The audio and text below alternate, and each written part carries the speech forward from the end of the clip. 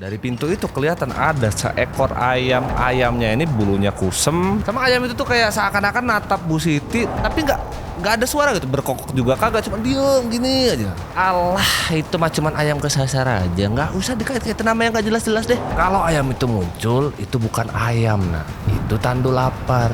Nah, nggak ada angin, nggak ada hujan, Bayu tuh nunjuk pohon gede itu sambil manggilin kakaknya. Karena ini di belakang pohon ada bayangan hitam. Selamat datang di episode 19. Semakin hari makin banyak ya kirim di email ya. Walaupun ceritanya kadang ada yang masuk akal dan enggak, ya udah coba kita pelajari dan coba kita bawain. Thank you ya Nanta udah kirim ceritanya. Respect abangku. Di budaya kita, kehamilan tuh sering dikaitkan dengan hal-hal yang mistis. Banyaklah mitos-mitos yang berkembang di masyarakat. Katanya orang hamil itu nggak boleh duduk tengah pintu lah, nggak boleh nyakitin binatang, dan berbagai macam mitos-mitos yang berkembang di masyarakat. Ada satu makhluk yang namanya adalah palasik. Palasik ini berkembang di masyarakat di Sumatera. Kalau di Kalimantan ini mirip kayak kuyang. Jadi kayak orang yang dulunya mempelajari ilmu-ilmu hitam, yang bentukannya dia bisa lepas gitu loh palanya. Nah, makhluk gaib ini dipercayain banyak orang kalau ini sasarannya pasti kalau nggak ibu hamil anak bayi.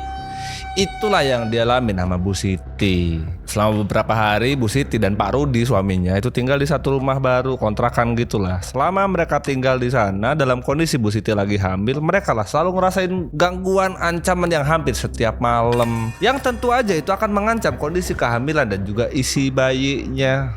Kayak mana kelanjutan ceritanya? Siapin kopi dan cemilan. Sini gue ceritain.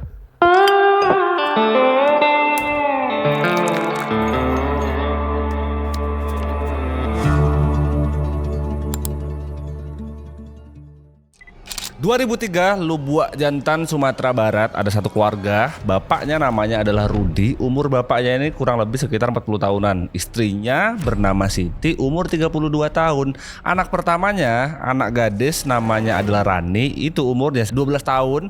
Dan ada satu anak kecil, adiknya si Rani, namanya adalah Bayu, umurnya 5 tahun. Mereka satu keluarga, dulunya di Bukit Tinggi karena bapaknya bekerja di sana.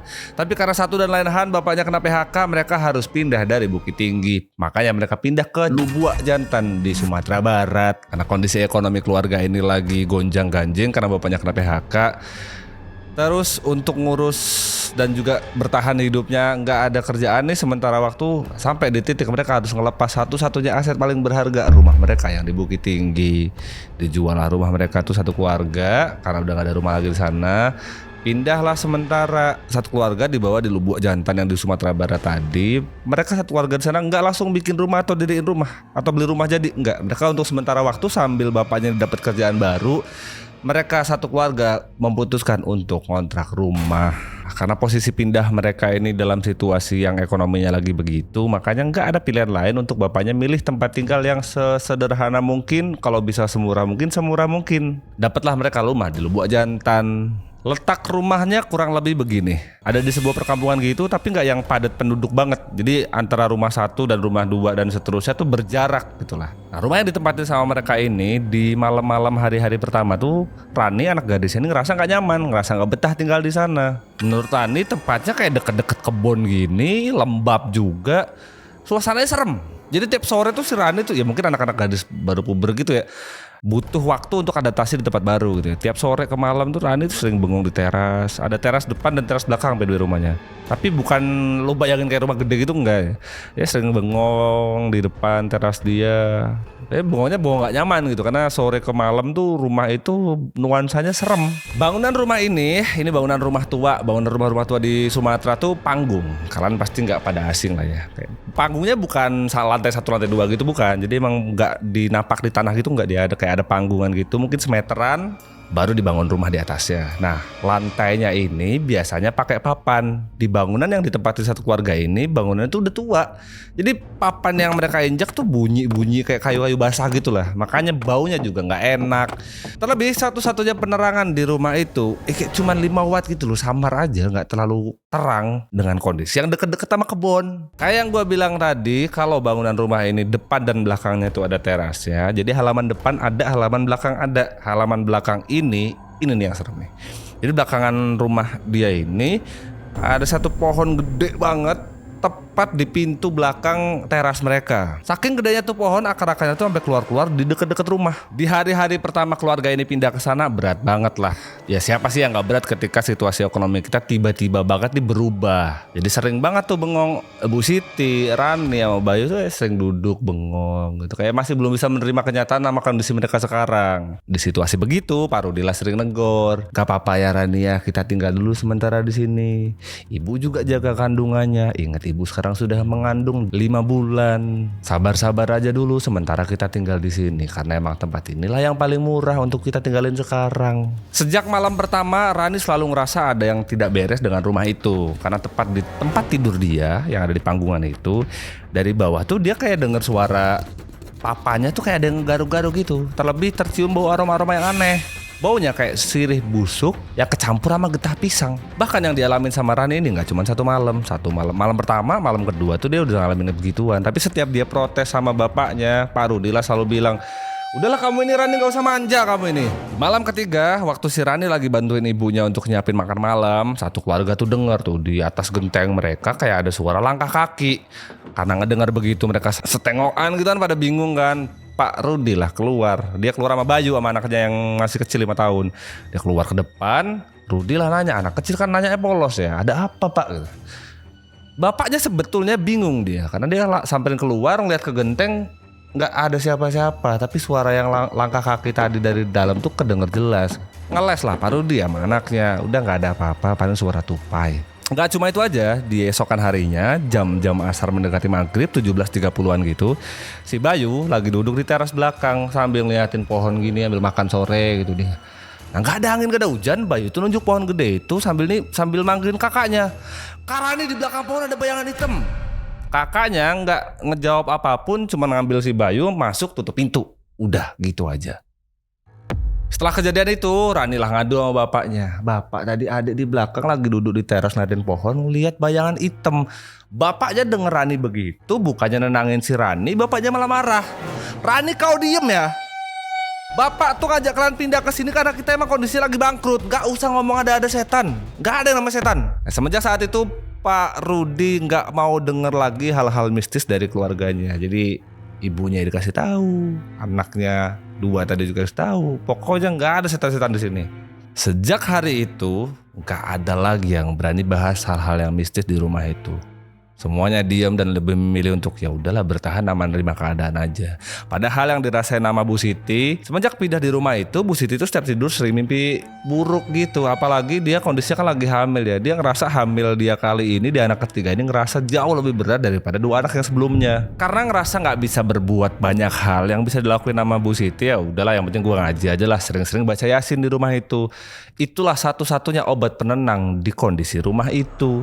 Long story short, mereka lah sudah tinggal di sana selama 1 minggu, tepat di malam Jumat berarti. Ini berarti jadi malam Jumat kedua. Di malam Jumat kedua ini, tengah malam tuh jam 1 malam, ibunya Rani teriak dari arah dapur. Satu keluarga lah panik, kenapa nih? Disamper tuh satu keluarga tuh pada lari ke dapur belakang. Posisi pintunya tuh udah kebuka. Dari pintu itu kelihatan ada seekor ayam. Ayamnya ini bulunya kusem, lehernya ini nggak ada nggak ada bulu sama sekali. Sama ayam itu tuh kayak seakan-akan natap Bu Siti, tapi nggak ada suara gitu, berkokok juga kagak, cuma diem gini aja. Ngeliat begitu bapaknya langsung refleks ngambil sapu mau ngusir tuh ayam gitu. Tapi sama Bu Siti dilarang, udah Pak biarin aja, nggak usah disentuh ayamnya. Setelah itu tuh ayam jalan aja gitu, balik badan dia ke belakang ke arah pohon gede tadi. Tapi semakin dia jalan ke belakang, diperhatiin sama Rani, pelan-pelan ayam itu hilang. Pagi harinya satu-satunya kenalan Pak Rudi di tempat baru mereka pindah ini adalah Pak Hasan. Pak Hasan adalah main ke rumah mereka ini. Pak Hasan ini tetangga tuanya Pak Rudi yang kayak orang-orang yang memang paham sama adat istiadat di sana gitu. Begitu masuklah Pak Hasan ini ke rumah itu, begitu dari depan gitu mata dia langsung tertuju sama pintu yang di belakang. Kenapa? Karena pintu belakang itu kebuka dan pohon yang gede tadi itu kelihatan jelas. Ngelihat Pak Hasan ekspresinya aneh gitu lah, sekalian lah Pak Rudi itu cerita kalau tadi malam ada ayam di belakang sana. Sambil tatapannya Pak Hasan ini masih ke pintu, dia gak ngeliatin Pak Rudi gitu ya, masih tetap ngeliatin ke pintu itu, ke pohon itu. Dia sambil ngucap, kalau ayam itu muncul, itu bukan ayam nak, itu tanda lapar. Nggak elok kalau kau makan duduk di dapur. Sama terakhir Pak Hasan ini pesen, harusnya kalau ngeliat ayam kayak semalam itu matanya nih nggak boleh dilihat. Pak Rudi dengar Pak Hasan ngomong begitu, dia malah ngejawab, alah itu mah cuman ayam kesasar aja, nggak usah dikait-kaitin nama yang nggak jelas-jelas deh. Gitu deh. Pak Hasan ngelihat Pak Rudi begitu ya, cuman menghela napas, dia tarik napas. Sambil dia ngucap, nan lapar Allah datang. Itu tuh artinya kayak yang lapar nih udah datang. Terakhir sebelum Pak Hasan ini pamit dari rumah Pak Rudi, dialah nanti pesen nama satu keluarga itu. Nanti sepulangnya Bapak dari sini, tolong ini semuanya dikelilingin rumah ini ditaburin nama garam. Tapi balik lagi karena Pak Rudi nggak percaya yang aneh-aneh begitu, ditolak mentah-mentah anjuran dari Pak Hasan. Oh ya udah terserah, kalau mau tabur garam terserah, nggak ya udah gitu. Yang pasti nanti beberapa hari dari sekarang Ambo balik sini lagi. Sejak hari itu suasana malam di rumah itu tuh gak enak lagi gitu. Yang dirasain sama Rani, adiknya yang kecil itu sama ibunya itu ngerasa gak enak lagi di rumah. Kayak seakan-akan tiap malam tuh kayak ada sesuatu yang mengancam tapi gak tahu apa. Ada satu malam di jam-jam setengah 10, 21.30an, Rani itu lagi nyuci piring. Dia beres-beresin yang ada di dapur sebelum dia mau berangkat tidur. Pas dia lagi nyuci piring gitu tuh, namanya nyuci piring kan jongkok gitu kan, dari air itu Rani lah ngelihat bayangan wajah dari atas. Nggak bisa ngerespon apa-apa gitu. Dia cuma ngeliat airnya sambil pelan-pelan, sambil berani dia nengok ke atas gitu. Pas ditengok sama dia, nggak ada siapa-siapa. Yang paling ngeri, apa yang dilihat Rani ini bayangan muka nih, tapi nggak ada matanya. Lagi panik-paniknya Rani begitu, Rani dengar suara piring pecah dari depan, totar gitu pokoknya. Disamperin sama Rani, ternyata lah bapaknya yang ngebanting piring. Bapak itu lagi teleponan sama orang kantor lamanya. Gak tau lah apa yang bikin dia marah begitu sampai segitunya banting piring gitu. Di tengah-tengah bapaknya lagi banting piring itu lah diberesin sama Rani. Gak ngucap apa-apa lah dia sama bapaknya lagi beres-beres piring. Di waktu dia lagi beres-beresin piring itu, dia ngeliat lagi tuh bayangan muka yang gak ada matanya tadi. Karena kaget Rani lah ngejerit. Denger Rani ngejerit begitu, bapaknya yang lagi emosi teleponan tadi langsung ngotot marahin si Rani. Rani kan mau usah begitu lah. Double tuh yang dirasain Rani, udah takut sama apa yang dia lihat gak jelas tadi, dimarahin sama bapaknya juga. Dia gak bisa ngapain, cuma yang ngelahan napas saja sama sabar beresin pecahan-pecahan piring tadi. Di malam selanjutnya, di jam 1.45 mendekati jam-jam 2 gitu, dari kamarnya Bu Siti nih, Bu Siti ngejerit teriak gitu, bikin satu rumah semuanya kebangun, nyamper ke kamar itu. Pas masuk ke kamar itu yang didapatin adalah Bu Siti ini udah duduk bengong gini, matanya melotot, terus di perutnya tuh ada bercak gitu. Enggak banyak tapi warnanya tuh merah pekat gitu, sama baunya anyir. Pas ditanya sama Pak Rudi yang dirasain sama Bu Siti itu seakan-akan kayak ada yang nyubit perutnya tapi dari dalam. Lagi sama-sama paniknya tuh satu keluarga, Bayu anaknya yang kecil 5 tahun tadi nunjuk ke pintu belakang yang ada pohon tadi. Dia sambil bilang, perempuan itu di luar pagar rambutnya sampai tanah, terus dia senyum. Rani yang denger itulah langsung buru-buru dia nutup pintu itu. Tapi waktu dia mau nutup pintu itu, di papan lantai rumah mereka itu dia ada bercak-bercak kayak jejak kaki gitu, tapi kecil. Yang bikin aneh, telapak kaki itu kalau diperhatiin sama Rani itu dari pintu itu ngarahnya tepat ke kamar ibunya. Tapi balik lagi karena Rani ngerasa kalau setiap ngadu apa-apa sama bapaknya selalu dimarah, apa yang dia alamin itu nggak diceritain sama siapa-siapa. Buru-buru dia tutup pintu, langsung balik lagi ke kamar tanpa ceritain apa yang dia alamin tadi. Di malam itu Bayu, Rani ini tidur bareng sama ibunya buat nemenin ibunya. Tiap malam tuh Rani selalu ngerasa kayak ya mudah-mudahan nih terakhir deh malam-malam yang aneh begini gitu. Sampai di malam berikutnya pun masih sama. Di jam-jam 10 bahkan nih belum sampai tengah malam gitu, Rani tuh udah mulai nyium bau yang kayak kemarin lagi tuh. Sirih busuk, getah pisang. Baunya bahkan malam ini tuh lebih nyengat daripada malam-malam sebelumnya, sampai bikin mual gitu lah pokoknya. Dan karena beberapa malam sebelumnya udah ngelewatin banyak hal gitu yang gak jelas begitu, udahlah malam ini diputusin aja, udah kita tidurnya semuanya bareng-bareng aja, tidur di tengah. Semuanya ngumpul di tengah, di ruang tengah keluarga itu, ibunya lah sambil ngaji. Tiba-tiba dari pintu belakang itu kayak suara orang batuk kronis gitu lah. Yang bikin serem, mereka satu keluarga ini sadar kalau udah berkumpul begini harusnya gak ada suara orang lain kecuali kita. Yang batuk di belakang siapa? Gak ada yang berani buat nyamperin. Penasaran tapi takut gitu. Satu-satunya orang yang berani buat nyamperin ke belakang cuman Pak Rudi. Sama Pak Rudi lah disamper ke belakang. Yang lain pada ngikut di belakang. Mereka semuanya jalan ke arah pintu belakang. Begitu pintu belakang itu dibuka sama Pak Rudi, mereka lah ngelihat ayam yang sama kayak kemarin, yang bulunya kusem, yang lehernya tuh gak ada rambut dan bulu sama sekali. Ayam itu pelan-pelan jalan mendekat ke mereka. Yang paling ngagetin lagi, jadi ternyata suara batuk tadi itu datangnya dari ayam ini. Gak masuk akal, gak bisa dijelasin pakai logika lah. Ayam itu pelan-pelan jalan ngedekat ke mereka. Berhentilah tepat di depannya Pak Rudi. Pas ayam itu berhenti, ya jadi berhenti. Gini langsung nengok ke atas gitu dia. Matanya tuh nengok ke Pak Rudi. Bingung, takut mereka satu keluarga, kayak mana nih ayam ini, mau dipukul apa kayak mana nih. Di tengah-tengah kekhawatiran mereka lah dengar dari depan ada suara ketok-ketok pintu. Disamperin lah Rani, pintu depan itu langsung dibuka. Ternyata yang datang adalah Pak Hasan. Pak Hasan gak banyak omong, dia langsung lari ke belakang. Dia bawa kain putih gitu sama bawa garam, langsung ditebar ke halaman belakang, termasuk ayam tadi. Nah karena Pak Hasan ini ngelempar garam begitu, ayam yang tadi lah langsung lari ke belakang pohon. Setelah itu semua garam-garam itu ditebar lah di pinggiran rumah itu. Udah beres semuanya, garam itu ditabur di pojok-pojokan rumah. Pak Hasan lah nyamperin ke Ibu Siti. Dia nanya nih, aduh apa lagi yang janggal? Ditunjukin nama Bu Siti di kasurnya. Disamperin nama Pak Hasan, masuk ke kamarnya. Pas dibuka bener di kasur itu banyak noda darah. Setelah itu Pak Hasan ya cuma nengok aja ke Bu Siti sama Pak Rudi. Sambil dia ngomong, kalau betul Pak Lastik kudu uang, dia udah datang sendiri. Adonan buka jalan. Siapa nih yang buka jalan karena ketamakan? Semua orang di rumah itu lah langsung ngelihat ke Pak Rudi. Pak Rudi cuma bisa diam ambil ngerasa bersalah, nggak ngerespon apapun dia. Besok harinya cuacanya lagi ekstrim tuh, hujan deras, petir. Udah gitu ditambah lagi listrik di rumah itu lagi mati. Suasananya tuh makin mencekam aja. Udah ditambah gitu, Rani karena udah ngelewatin banyak kejadian begitu, sekarang jadi banyak bengong dia. Malam itu dia lagi bengong aja di ruang depan gitu, sambil ngerenung apalah yang sebenarnya terjadi di rumah kita ini. Di tengah suasana yang sunyi begitu, tiba-tiba Rani dengar suara bayi nangis keras. Karena penasaran dicari lama, dia sumber suaranya dari mana gitu. Makin lama suara tangisannya itu makin melengking. Pas dicari sama si Rani, ibunya juga teriak ngejerit keras.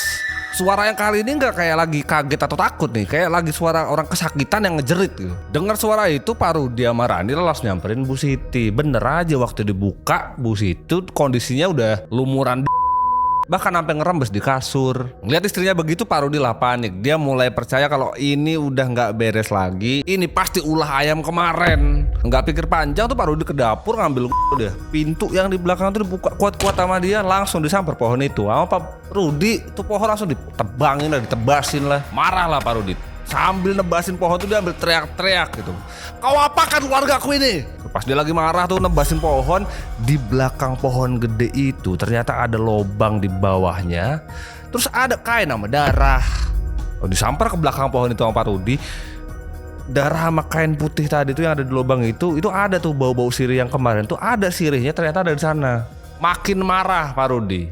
Udah pohon tadi tuh galian tadi tuh sama dia marah lah Pak Rudi, sampai nangis ya nggak ketahan lagi dia. Dia ngerasa kalau dia nih sebagai kepala keluarga udah gagal ngelindungin keluarganya. Di tengah-tengah tangisannya Pak Rudi di bawah pohon itu, Rani lah manggil bapaknya. Dengar itu bapaknya lah pin ke pohonnya, dia masuk ke dalam. Digendong lah Bu Siti sama Pak Rudi. Sambil nangis rasa bersalah gitu, dibawalah keluar nyari puskesmas terdekat. Long story short, sampailah Pak Rudi ini ke puskesmas terdekat. Ditaruhlah di sana, ditangani sama orang-orang yang di puskesmas. Dia sambil duduk, sambil ngerenung, sambil mikir, gue mau ngubungin siapa ya? Orang yang dia kenal di sini cuma satu, Pak Hasan itulah. Ngabarin lah dia Pak Hasan. Datanglah Pak Hasan ke puskesmas. Pas diperiksa kandungannya Bu Siti ini dinyatakan kosong. Padahal kalau dipikir-pikir kandungannya harusnya 5 bulan.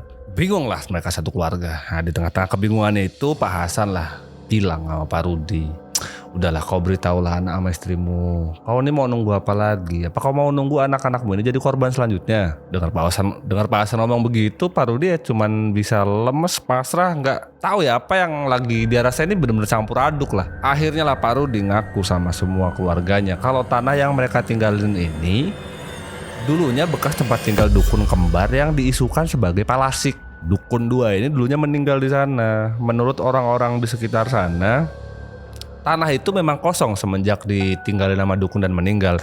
Tapi tanah itu jadi tanah terlarang yang gak boleh ditinggalin siapapun. Tapi karena Pak Rudi ngerasa ini adalah keputusan yang paling tepat karena itu tanah paling murah, makanya dipaksain lah sama Pak Rudi untuk ngajak keluarganya tinggal di sana. 3 hari setelah kejadian itu, yang bisa mereka lakukan satu keluarga adalah ya sudah mengikhlaskan yang udah gak ada. Sama mereka udahlah, kita pindah aja dari sini. Akhirnya mereka satu keluarga pindah ke Padang setelah itu. Dan setelah itu jadi pengalaman yang Pak Rudi alami yang susah banget untuk dia lupain. Setiap dia lagi ada kerjaan atau apapun itu yang lewatin daerah itu, dia selalu berhenti di sana ngeliat rumah itu. Sambil ingat-ingat apa yang mereka rasain dulu-dulu. Sampai ada satu waktu Pak Rudi lagi berhenti dan bengong ngeliat bangunan rumah itu gitu ya. Dialah ngeliat ada satu keluarga yang tinggal di sana. Kondisinya juga istrinya lagi hamil. Itu dia cerita soal Palasi Kuduang. Kalau kalian punya cerita apapun itu, cek email di bawah, silahkan kalian kirim ke sana. Next kalau menarik kita bawain lagi di episode selanjutnya. Assalamualaikum.